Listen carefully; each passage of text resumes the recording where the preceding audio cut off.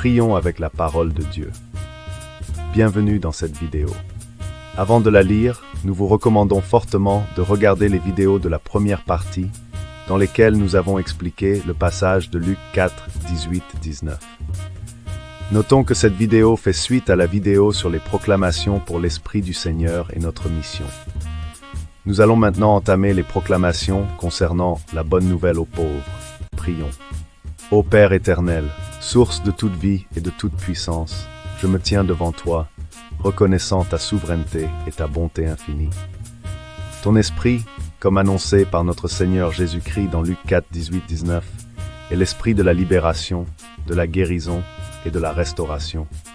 Que ta puissance se manifeste à travers chaque déclaration, brisant les chaînes, ouvrant les yeux et libérant les opprimés.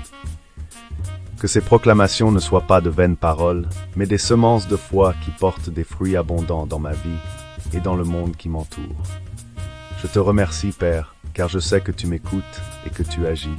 Au nom puissant de Jésus. Amen. Proclamation pour la bonne nouvelle aux pauvres. Je déclare que l'évangile de la richesse spirituelle abonde dans ma vie à cause de l'œuvre de Christ. Je suis un bénéficiaire de la bonne nouvelle qui élève les humbles par le nom de Jésus.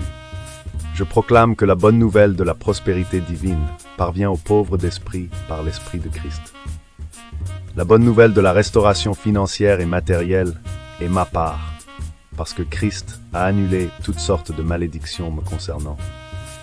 La bonne nouvelle du royaume, c'est que je ne manquerai de rien à cause de Jésus-Christ, le bon berger. La bonne nouvelle, c'est que la pauvreté n'a plus de pouvoir sur moi au nom de Jésus. Je proclame la bonne nouvelle de l'abondance dans tous les domaines de ma vie. La bonne nouvelle du salut par mon canal est annoncée à toutes les nations, même aux plus démunis. Je suis appelé à partager la bonne nouvelle qui apporte l'espoir au cœur brisé. La bonne nouvelle, c'est que Christ m'a rendu riche par sa pauvreté. Je proclame que toute dette et limitation financière sont brisées dans ma vie par la puissance de la bonne nouvelle. La prospérité à tous égards est ma portion, car Dieu pourvoit à tous mes besoins avec gloire en Jésus-Christ.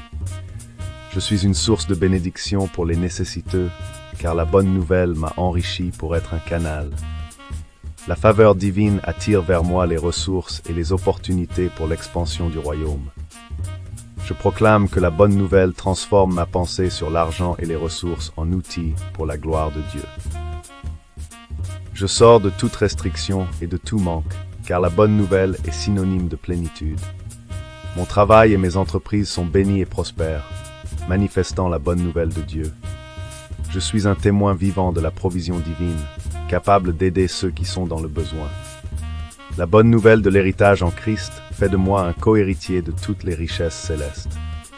Je scelle ces proclamations dans le sang de Jésus. Amen. Merci de suivre la suite de cette prière dans la prochaine vidéo. 3 choses à faire. Abonnez-vous pour ne manquer aucune de nos vidéos de prière et de méditation biblique.